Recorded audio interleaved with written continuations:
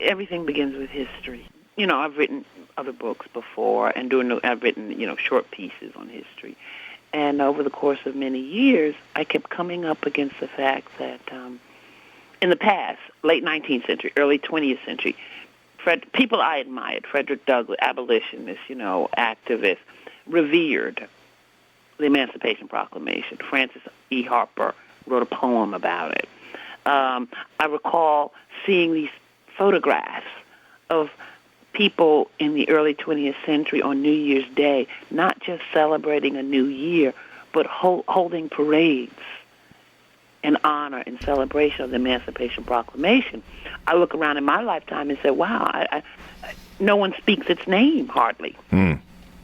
And I started to think about why, and I started to realize that, I come up, in the 60s, after the 60s, and that was a time when people started digging deeper and deeper into history and discovering some painful things, some, shameful things.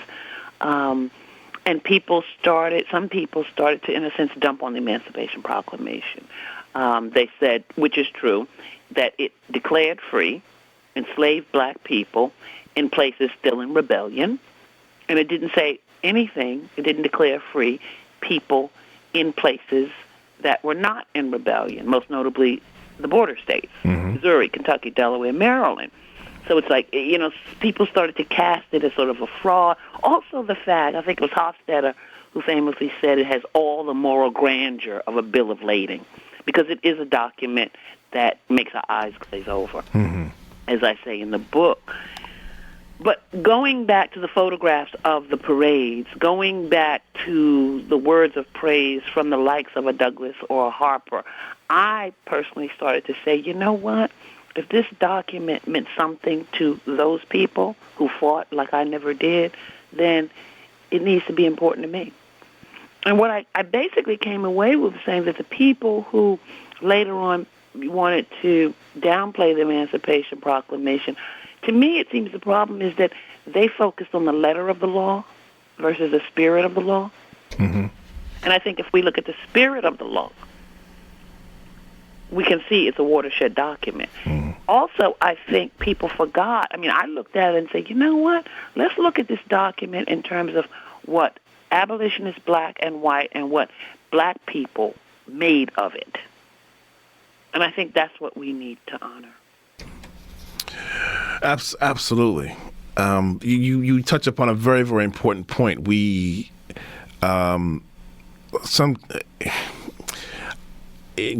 In some ways, in forgetting the importance and significance of this document, goes back to some of the arguments and the people and the personalities in the 1960s, when there were people, of course, who supported Dr. King and his philosophy of nonviolence and integration. There were others like Malcolm X and others who were dismissive, at least initially, of Dr. King's efforts, and wanted to go further. So they gave short shrift to Dr. King and his efforts to remake American society. And sometimes when you look back at it, and also you consider the number of things that Dr. King went through in his life in order to achieve what he did, in some ways, I'm not dismissing anybody else, of course, but in some ways, Dr. King's efforts were radical, if not more radical, than the people who were opposing him. Well, yeah, and I think, speaking of that, I think, and I also have a book out on King, MLK, Journey of a King, because I think, and I don't know if it's Vincent Harding, someone once said that people sort of kill King after the March on Washington. I think especially school children, I think many adults really have never really encountered the radical King. I mean, I think not enough people know about that speech on war at Riverside Church. Sure.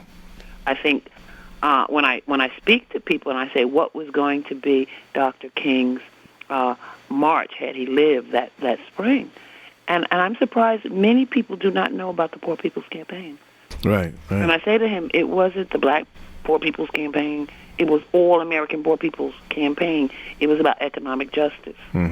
But I think people usually don't think of King in terms of being a radical, in terms of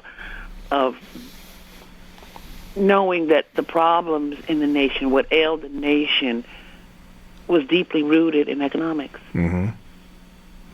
Oh, absolutely, and his philosophy of addressing problems in a forceful, determined, but peaceful way. Sometimes can lead to great results. Well, yeah, and I think too one of the things that we in this day and age of a lot of bravado and all this, people are confused about weakness versus meekness. Yes. That's very true. People think I wouldn't turn the other cheek. I wouldn't let anybody do this to me. Yes. Because they don't know the power of meekness. That's right. Well, let's talk about this book. Because after all, there is the big movie out currently out in the movie stands in the movie theaters by Steven Spielberg called Lincoln, which it has generated its own set of controversy. Let's talk about this. Let's talk about the Emancipation Proclamation. What's in the book? What's in the book is the story of how it came to be. And it's also the story of the chipping away at slavery all during the Civil War. I think of the Emancipation Proclamation in a way as a culmination and outgrowth of the Confiscation Acts, which start with a general who was not an abolitionist, a Union general, Benjamin Butler. He's commandant of Fort Monroe in Virginia. And one day, 3 black men who were enslaved come to him seeking, sanctuary. And their owner comes, a Confederate colonel, and says, I want my property back. And Butler says, if you pledge allegiance to the United States. And the colonel refuses. And Butler has then found out that the Confederacy has black people building fortifications. And he says, wait a minute. If they can have this property to build fortifications that will hurt the Union, why can't the Union have this property? And so he confiscates the 3 black men and calls them contraband of war. Enemy property of military value. A few months later, Congress sanctions what he did and says, yes, the Union has a right to confiscate property of military value. Now, enslaved black people were considered property like a plantation or a rifle or a wagon. So it all can be confiscated and used for military purposes. Now, Benjamin Butler, he did that in May. About 2 months later, there were about 900 black people at his fort. So that's an example of a grapevine. Wow. So people heard, and they started to call Fort Monroe Freedom's Fort. About a year later, Congress initiates a second, stronger Confiscation Act that says it doesn't have to be used the property doesn't have to be used for the Confederacy for us to confiscate it. It can simply belong to somebody who sympathizes with the Confederacy. And if those people are indeed held by people who are sympathetic, they can be freed. And so, but none of this, the second Confiscation Act could not go into full effect until Lincoln signed off on it. So when you read the Emancipation Proclamation, that's why you see a preamble where he makes reference to the Second Confiscation Act. I see. And then going all along, right, in April 1862, slavery is abolished in the nation's capital. Yes. In June, I believe it's banned in the territories. So all along, we're seeing slavery chipped away at. More and more blacks are running to Union lines because they believe if I can get to Union lines, I will be free. Early on, yes, when some black people went to Union lines, they were returned to their owners. And I think it was March 1862, thanks to, I think, Charles Sumner, Congress pushed through an additional article of war that said no Union officer can return an enslaved black person back to their owner if the owner is a Confederate. So it's this whole process. There's no one moment. And one of the things I try to convey in the book is this sense of push and pull. I try to convey that legitimately Lincoln had a dilemma about the border states. That was no joke. We know now they didn't join the Confederacy, but that didn't mean they wouldn't. Right. And if Kentucky and Missouri had, You know, if you want access to the Ohio and Mississippi rivers, you kind of need those states. So in a way, I'm saying, I think, you know, some people say that Lincoln dithered. I think, first of all, too, on Lincoln, I think he's unknowable. I mean, I think he kept things close to the vest. I think he's in some sense inscrutable, which makes him in a way fascinating. But I think the concern about the border states early on was a very real concern. Also, a real concern was the white people in the North and the West. I mean, some of us have been raised to think that, you know, the North was this, you know, bastion of liberty. But, you know, at one point New York thought about seceding. Right. You know, people in Wall Street made money off slavery. You know, we had the draft riot. So there were people in the North, white people in the North, who didn't have a problem with slavery. Right. You know, and some of them had fears. If we free all these black people, oh my God, they're going to come up here. Will they take our jobs? Will they be a burden?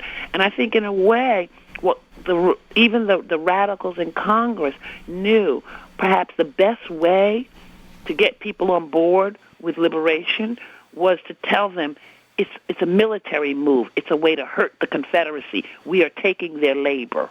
We are taking away the people who build the fortifications, who keep the fires going, the blacksmiths, the carpenters, people who take in the crops, who free up white men to fight. And I really do believe a lot more people in the North were able to abide it because they saw it as part of saving the Union.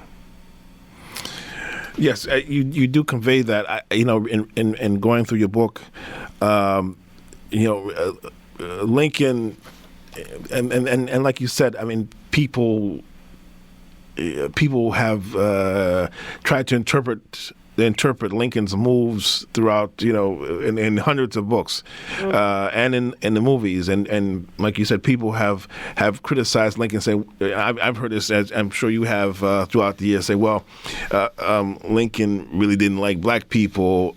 You know, he did it sort of casually. You know, it was just sort of like an afterthought to free the slaves, and he didn't care about people. And I think that, at least from my perspective, in your book, I have the sense that, first of all, that Lincoln has one eye. I think he, to some degree, I feel that sincerely he wanted to get rid of slavery, and he said so in many different ways. He had one eye on freeing black people from indentured servitude. On the other, like you aptly pointed out, he had one eye on the military campaign and the border states, and making sure that he preserved the Union and things wouldn't blow up. If he precipitously automatically freed all black people all at once, and as many of his political rivals and supporters wanted him to. And you know, that's the thing, is that, you know, if you say, you know, he really didn't like black people, okay, I believe this from the research that I've done. He truly despised slavery. He really believed that everyone had a right to the fruit of their labors. On the other hand, early on in life and during the beginning of his presidency, he did not believe that blacks were the equal of whites. Now, my point is, it's not about someone liking me necessarily. I mean, I guess ideally that would be nice. But I'm looking at somebody, but you know what? He did move on slavery. Also, and I bring up in my book, he favored strongly colonization. And in the past, people used to say that was sort of a head fake. That was just sort of, you know, trying to make the North more comfortable with the idea of emancipation. Yes. But he got like over $500,000 in those dollars out of Congress for colonization. He contracted with people. The pilot program came after Emancipation Proclamation. About 450 black people volunteered to go to Ile-a-Vache off the coast of Haiti. And supposedly, the person who owned the land, they could start a colony there and live well and prosper. Well, it was a disaster. And Lincoln ended up sending a boat to bring them back. Wow. And when in the D.C. Emancipation Act, you know, I think slaveholders were allowed to get up to $300 per person, a person they freed, or who was freed. And black people could get, I think, $100 if they left the country. And Lincoln had wanted that in the act. Well, very few black people wanted to go. Right. So, yeah, he may have held some views on race that we don't appreciate, but part of me says let's not get... I think that's what happens. People get stuck there, and therefore they throw out the baby with the bathwater. They throw out the Emancipation Proclamation because Lincoln maybe early on wasn't for racial equality. And what I'm saying is, in some sense, when you obsess on Lincoln, in a way you disrespect the hope and the prayers of people like a Frederick Douglass and a Harper and a Harriet Tubman and all the people who fought hard and strong for the end of slavery and racial equality. Mm-hmm. You know, and I think we need to look to what black people, as I said, made of the Emancipation Proclamation. I mean, you had people in places where it didn't apply, black people holding parades on January 1st, 1863. Yes. Where it didn't apply. Because I think to them, you know, it's like Frederick Douglass said, it was not logic that we wanted to hear, but the trump of Jubilee. Yeah. They weren't thinking about, oh, he said it here and not here and therefore and they weren't. They were looking, as I say in my book, they were looking beyond all that. Right. They were saying freedom is here. Right. And many people, as they could, you know, ran, swam, walked to freedom, acted as if it was so. Mm-hmm. As if universal liberty was here. It wasn't. It wouldn't be until the 13th Amendment. But they acted as if it was so. So many people Yes. in 1863. Not true. People in the lower South, in the deep South, some of them didn't know. Right. But in the upper South and other places, people knew. Yeah. And people believed and hoped and acted on it. Yeah. Yeah. We're on WBAI, Shelton, Walden here, Walden's Pond. We're talking with Tonya Bolden. She is the author of a brand new book in this year, 2013, in this Black History Month, February 2013, just a few days before Lincoln's birthday. The book is entitled Emancipation Proclamation, Lincoln and the Dawn of Liberty. We're going back to being liked. I think this is one of those things that has endeavored black people since we've been here, because you know there is this, and maybe less so now. This longing to be accepted, to be liked, and I think. Like when he met with Lincoln, President Lincoln met with a delegation of African Americans in 1862, which it seems to me seems to be been a pioneering meeting between a president and black people of some stature. You know, he said here that I think when he says here, you and we are different races, we have between us a broader difference that exists between almost any two races. And he says here, slavery is the greatest wrong inflicted on any people. But he stated that even when blacks cease to be slaves, you are yet far removed from being placed on equality with the white race. That, you know, I mean, some people say, my God, That's pretty strong. Yeah, what a pinch statement that is, you know, when it comes to us. Yeah, I mean, that hurts. You wince. Yeah. But when I think about that, I said, whoa. But then I think, but look at how few black people left the country. Yeah. I mean, there is something about black hope. Yeah, yeah. That is amazing, that after you're told that to your face, yeah. You know, it wasn't like they went and rallied masses and said, okay, let's go, folks. Right, right. You know, and in my book I have that passage on Port Royal in South Carolina when they're celebrating and they have a program and black people go off script and start singing "My Country 'Tis of Thee." Mm. You know, it's amazing. You know, the other thing I think Wow. that we overlook with the Emancipation Proclamation, in it, first of all, excuse me, in it he mentions nothing about colonization, and you know, also we should say that all through the war too. He was trying to get the border states especially to go along with compensated gradual emancipation, saying the government will pay you money if you adopt a phase-out program, and the border states wouldn't go for it. But that's not in the proclamation. But what is Congress had given him the power to use black people in the military however he wanted to. And in the Emancipation Proclamation, Lincoln signed off on black men serving in the Union Army. And that's huge. Yeah. And I think it was in the end, about 200,000 black men served. And I was talking to a group of children earlier in Brooklyn and saying, now those men, I said, they were probably quite fit. They said, yes. I said, quite smart, to be a soldier. Sure. I said, yes. I said, those men had skills, blacksmiths, carpenters, pilots, And I said, and about, I think, 130,000 came from slaveholding states, probably most of the border states. So what a huge drain of skill and talent. And you know what it meant for black people to participate as soldiers in the Civil War. Yeah. That came through the Emancipation Proclamation. Yeah.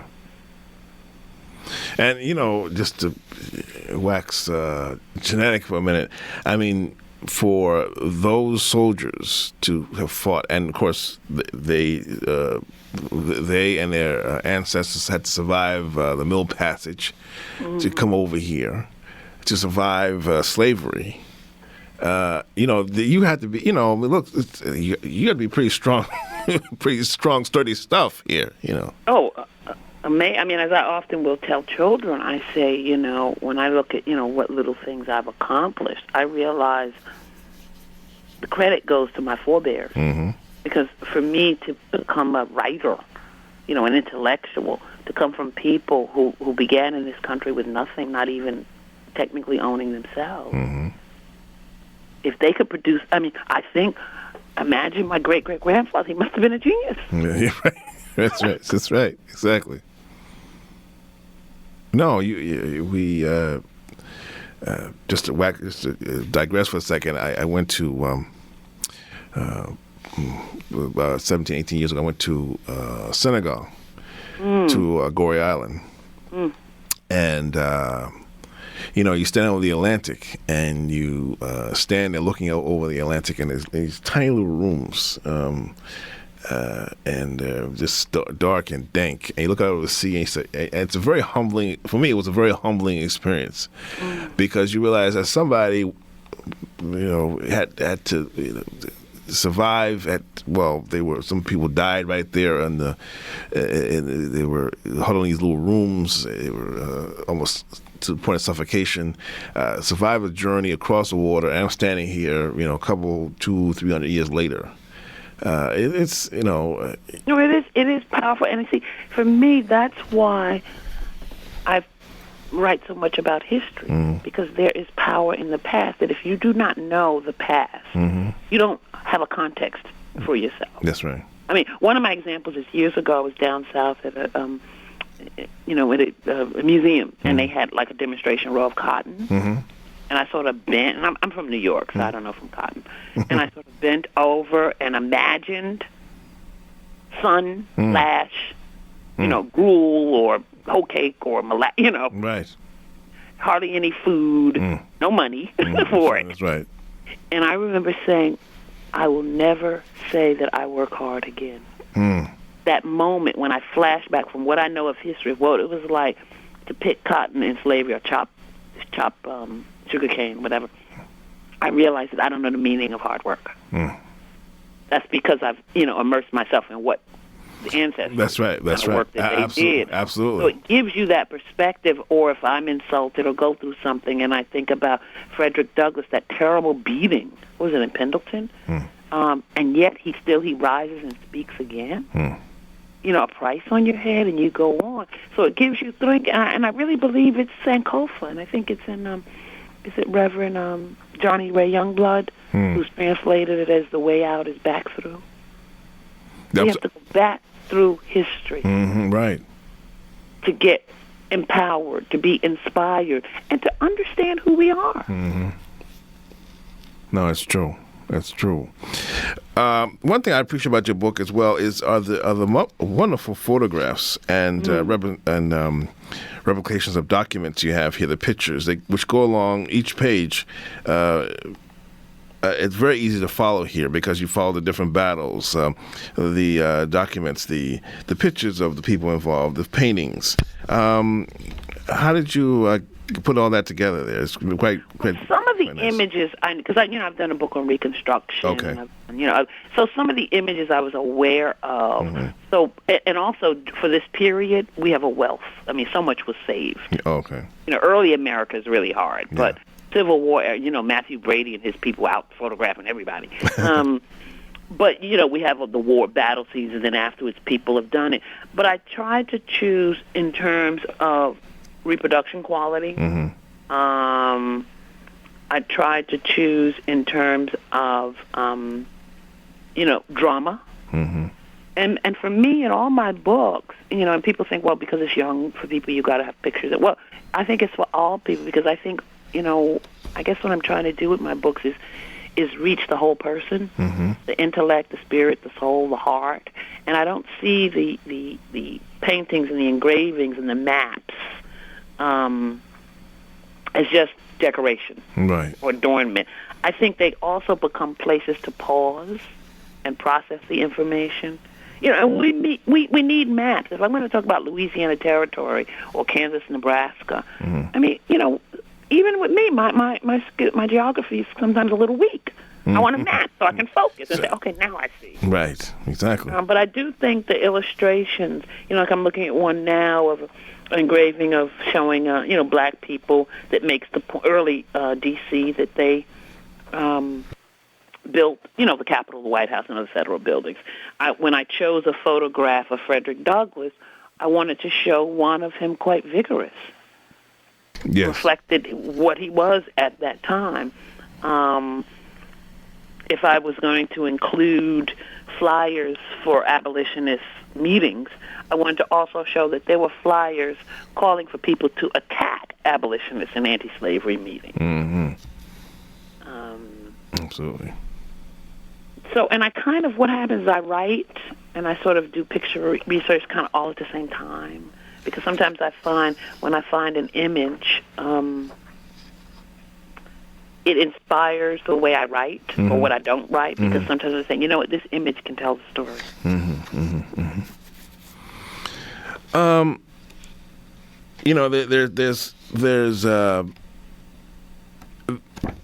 There's so much in this book that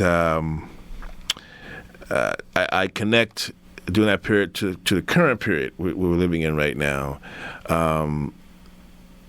Not, of course, definitely not as dramatic as it was then because it was in the middle of a civil war, fighting over slavery, the future of the United States. Those issues far surpass what we're going through right now.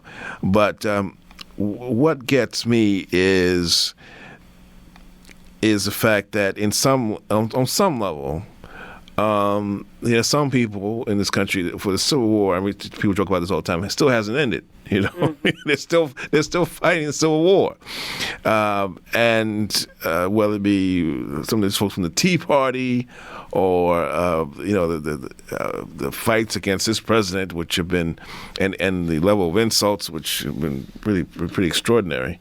But I think that, do you find that there's any parallels between then and now in our politics, the way people were and the discourse in writing this book? We still hear talk about states' rights. Then the states that seceded said this is not about slavery, this is about states' rights. So, that gets used. I think what it reflects is that the Civil War is actually not that long ago. Mm-hmm. Right.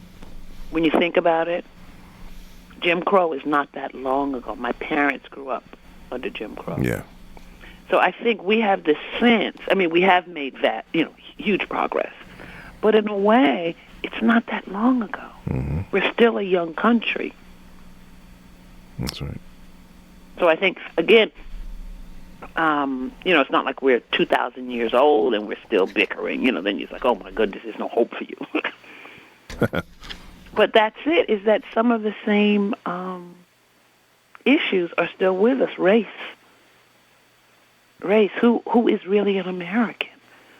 We're still having that debate because there's some people who have trouble thinking of people of African descent as fully equal, fully deserving, fully having a right to the tree of life. Right. No extra favors, just a right to the tree of life. Mm-hmm. I mean, the other thing, I've also done a book on the New Deal, FDR's Alphabet Soup. Uh-huh. And what we're going through now is, ever since the 30s, there's been a movement to dismantle the New Deal. Yes. And that's what we're seeing. And if you go back, I remember I was doing a program with a group of children on that book, and I have a chapter where the chapter title is Roosevelt Going Socialist? Because that's what they were saying at the time.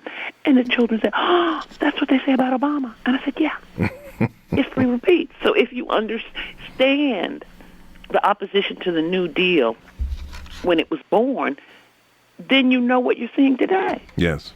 And it's not new. That's right. There's been a battle to dismantle it all along. No, you're absolutely correct. I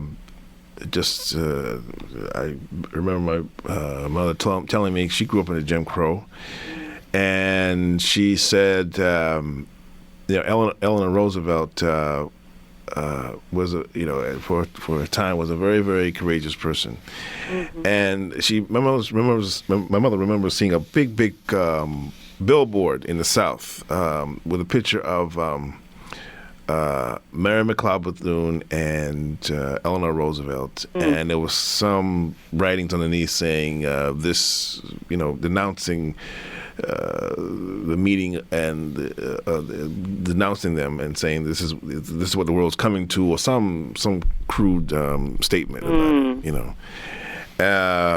it,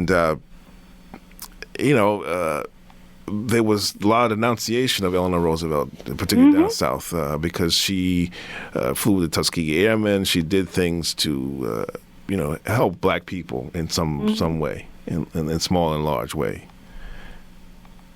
And we have this today with, denunciations of much smaller detail, but of Michelle Obama or the president, and all sorts of crude representations, and the thing is, I think what happens, this is why I just love history so much, is that I think because we don't dig as deep as we can into American history, like the whole American history, internment of Japanese, we get stunned when these things happen, when these insults come, or when these shocking things happen. But, like Twain said, history either, it either repeats or it rhymes.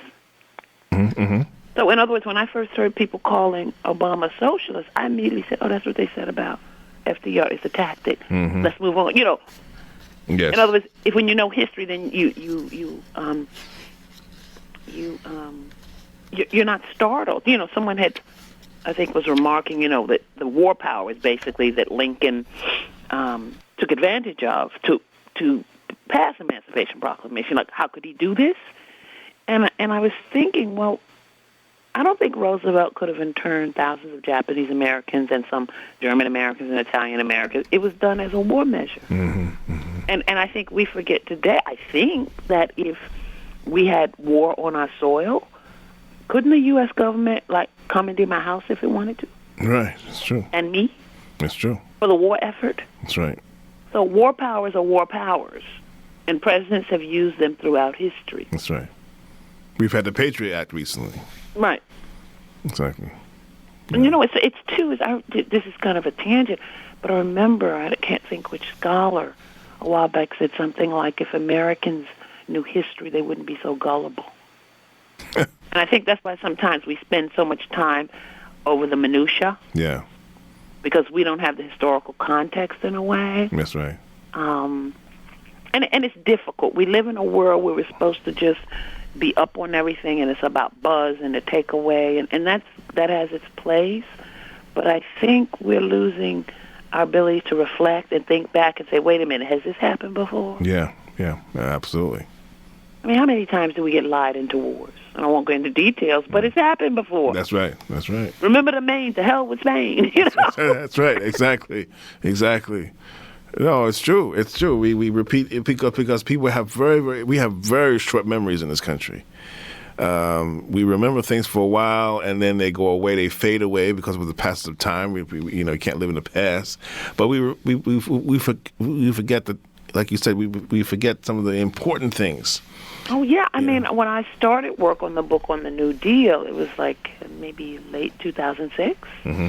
And I'm doing the research, and I'm hearing about, overconsumption and people, their equivalent of a credit card was installment plan. Mm-hmm. People buying refrigerators and radios, things on installment plan, stock market hype, real estate. And I said, oh, my goodness, I think history is about to repeat. Because I said, this is what is going on now. Mm-hmm. And probably in another 100 years, we'll have another big depression. Absolutely. One thing I got from your book, which was I didn't know, and may have led to President Lincoln's assassination, was the fact that just a few days before his assassination, President Lincoln, at a speech, said that he wanted to give black people the right to vote. And one person who heard the speech was one John Wilkes Booth, who said that he was going to make sure that that'll be his last speech. Right, and I included that because, again, I can't say every time what was on Lincoln's heart and mind.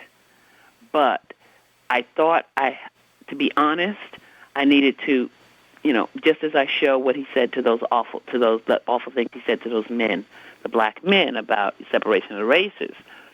After 200,000 black men have fought for the Union,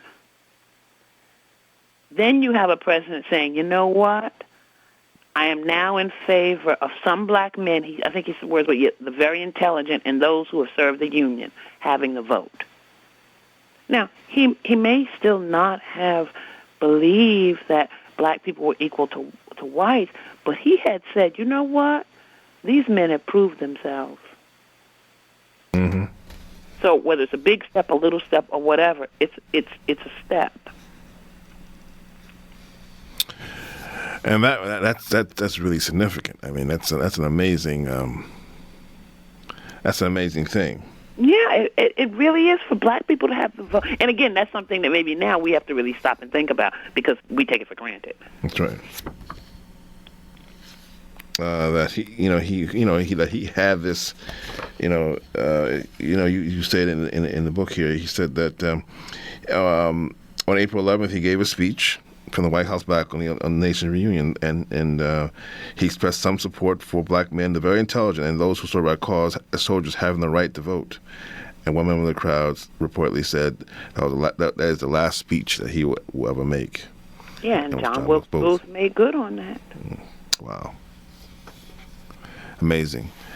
So, listen, for young people who are inundated by the music of the day, the fashion of the day, and other things which are some things would really are not very good for them these days, and they come across your book about this. Something that is the very essence of their existence, because after all, if one for this, who knows what the country would have delved into? It may have been another 100 years before. I can't imagine that we would still have slavery here. But what would you like young people particularly, to get away from this book? Oh, I guess the sense of, and I largely tell it parts 1 and 2 from the point of view of the abolitionists, their waiting and all of that. I guess that there's power in the past, that history matters. History is about you and your presence. And speaking of the young people inundated with the music and the fashion and all of that, and I know you weren't doing this, but let's remind ourselves that they're inundated with that because a lot of adults are inundated with uninspiring, unspirit-lifting music and fashion and entertainment. I mean, how often do young people see adults sitting quietly in a corner reading? Yeah, it's true. I mean, how often do children overhear adults talking about history and politics, not in an angry way? So they are what we are. That's right. So I would say what I would like adults to get. I would like adults to get this book and read it with a young person or with a group of young people and walk them through it. I mean, we have to be their guides. We have to. It's like when you were young. And of course, for dinner you wanted ice cream. Sure. But adults didn't. They made you eat the green peas and the beef stew. That's right. Because of course, if you left it to me, I would have had popsicles. That's right. Exactly. So if we wonder why kids enjoy candy, it's because kids enjoy candy. Mm-hmm. We have to find a way to give them something else and make the candy just a treat. That's right. But I guess overall, I want them to go away with a sense that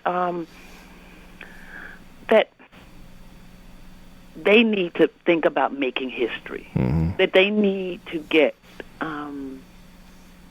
a stronger sense of all the sacrifices that were made so that they could walk free. Mm-hmm. Now, I know we can talk about there's still psychological chains and all that, but you know what? There's a lot to be said. That's right. For not being legal chattel. That's right. That's no small thing. That's no small thing. Absolutely not. Absolutely. That's right. No. And like you mentioned in the book, the people, there were so many people, obviously, white and black, who fought and died for the emancipation of black people. I mean, you mentioned their names: Frederick Douglass, William Lloyd Garrison, Francis Harper, Wendell Phillips, Thaddeus Stevens, Harriet Beecher Stowe, and Charles Sumner, who was almost beaten to death in the Congress because of his anti-slavery and his vigorous anti-slavery views. These are the people who fought to make men free and make all people free, particularly black people free in this country, will go down in history as saviors, if you will. Yeah. I think that's why I'm saying go back to Lincoln. Yes, he was a president. He's fascinating. He's a giant, and that's important.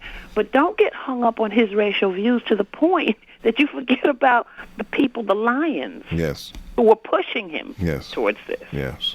All the people that you and celebrate them. That's right. Well, this is such a wonderful book. Thank you. It really is. Because it's just a wonderful book because it just gives you one. It's not a big book. It just gives one an outline of what happened, and within that outline, you see the struggle that be in Lincoln's cabinet, the cabinet members who had varying views about slavery and about black people and what they wanted to do. Whether some of them wanted to. Some of them wanted to keep slavery as it is. Some of them wanted to, which is fascinating itself. Deport black people? It's just deport black people, self-deport. I don't know, use Mitt Romney's term, or deport, or someone to have some ambivalent feelings about black people. They wanted them free, or they want them around them. Which gives, I found that most interesting about how people really feel about African Americans in this country and have ambivalent feelings about people here. That's a very fascinating psychological portrait of what was going on there. Yeah, and in the past, I'm doing another book I won't go into detail on, but you're looking at document and it's listing people. In other words, because it was a mindset, there was no political correctness, you do know what those people felt. Yes, yeah. Because they thought that, there were many people who thought slaveholding was perfectly a perfectly good thing. And remember, too, there was at one point a theory, don't worry about it because we were all black people were going to die out anyway. There were all these kinds of theories about what will become of us. Remember, some said, but without the strong hand of the master, we'll degenerate and we won't know what to do. There were all these theories, and they were real to people. Yeah. So that's why, too, I think as a black person, I'm real hesitant to believe a lot of negative things about other people. Because I know the same thing was said about my people. We're going to spread disease. Yes. We're going to bring down the standard, Yeah. Lots of... and all of it comes from, fear and greed and all this negative. Oh, one thing I want to say for the young people, take the history and move on, because I think sometimes we don't realize that in a way we might have bigger problems. Mm-hmm. We all have big problems, like the world, nature, Sure. our food supply, our water supply. Sure.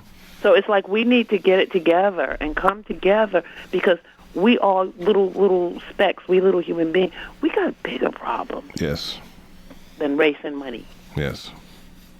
All right. There may be no race and money That's right. if nature decides to just wash her hands of us.